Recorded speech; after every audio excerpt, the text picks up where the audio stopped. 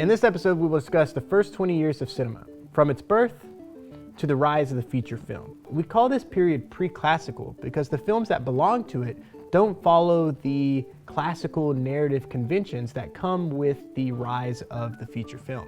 In order to understand this time period, we really must begin with the invention of the motion picture camera. Many credit the Americans with the invention of the motion picture camera, particularly one American, Thomas Edison. Not only did Thomas Edison not invent the motion picture camera, it was actually made by a team of engineers under Thomas Edison. It wasn't even the Americans who first came up with the motion picture camera. In fact, several entrepreneurs from all over the world have claims to what is the first motion picture camera. As with many other examples in American cinema, Edison's reputation relies more on his marketing skills than it does the actual facts. And if credit's going to go to Edison and the Americans, it must also be shared with the French, particularly one team, the Lumiere Brothers.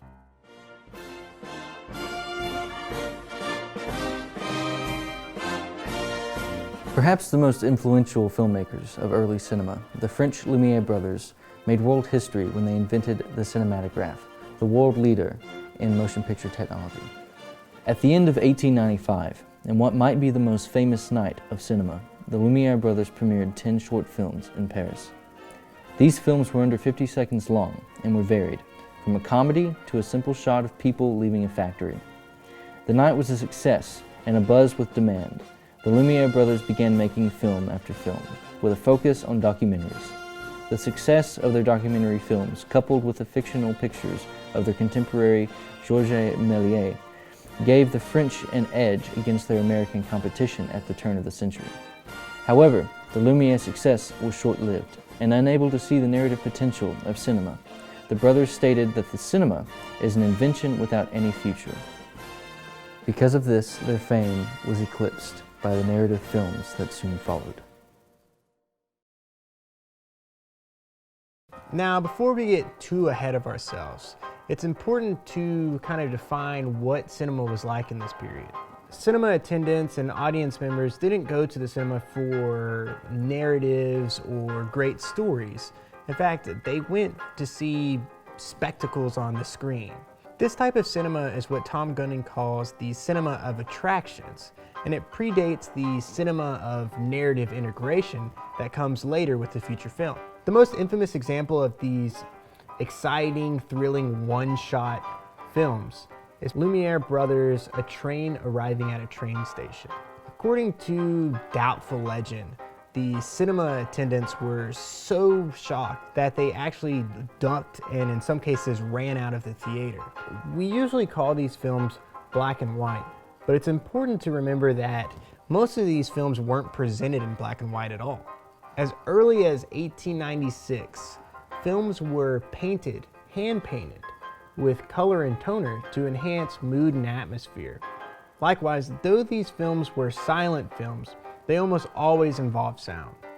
Cinemas would incorporate orchestras or live bands to score the happenings on the screen. In some cases, they'd have lecturers who would literally explain the events that were happening in the narrative. Suddenly, the galley strikes upon an enormous rock, which emerges from the midst of the billows, and the ship founders disappear in a vortex of foam. As you can imagine, films back then weren't made the same way. The directors acted more as camera operators. Edison's man, Edwin S. Porter, is perhaps the best example of director as simply camera operator. However, the French director Méliès not only operated the camera, he had control over the artistic direction and narratives of the films that he produced. It took no time for production companies to develop, particularly in America, where the emphasis was on the speed of the production and not necessarily the quality. Now, they operated this way under the logic that it doesn't matter how good or bad the film is, it was still going to sell for the same price per foot.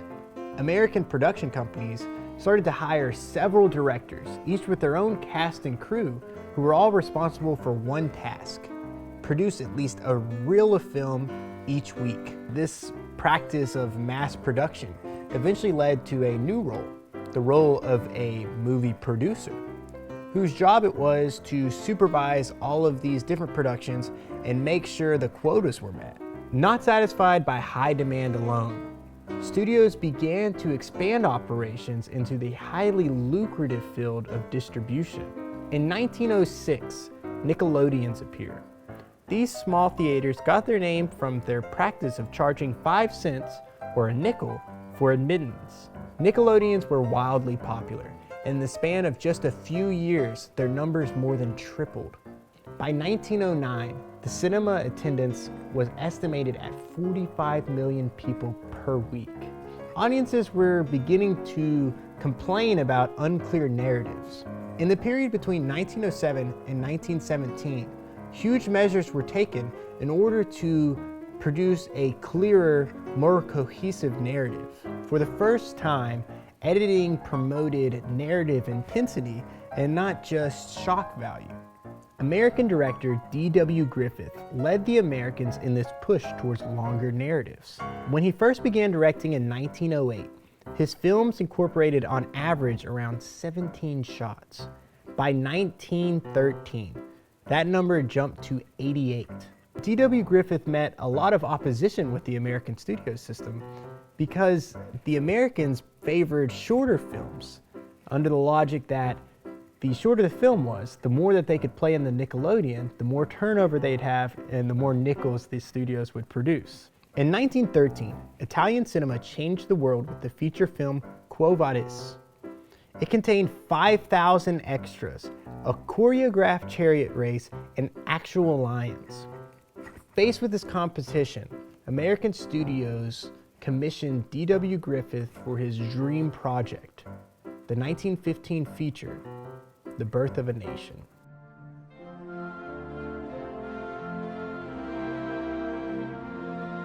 D.W. Griffith's The Birth of a Nation was received with wild hype. Matching ticket prices with those of Broadway plays, the film was marketed so audiences would take it seriously. The strategy worked, and the film was a smash hit. Impressed with the sophisticated editing, developed story, and unprecedented action, audiences couldn't get enough. The Birth of a Nation is a landmark in filmmaking, establishing most of classical cinema's convention. Perhaps most prominent of these is the film's use of parallel editing, where we cut in between two different threads of a story. Despite all the film's significance, the film has a spoiled reputation. The narrative is what modern audiences would find overtly racist. The heroes of the film are KKK members, and the antagonists are an incredibly offensive portrayal of African Americans. Because of this, the film has a shaky position in most film canons. However, it is certainly one of the many things that make The Birth of a Nation a film that film historians and enthusiasts return to. The Birth of a Nation marks a culmination in everything in cinema that had happened up to that point. By 1917, film had developed into its own type of media. New conventions arose, and the time was ripe for the next period of cinema, the rise of the studio system.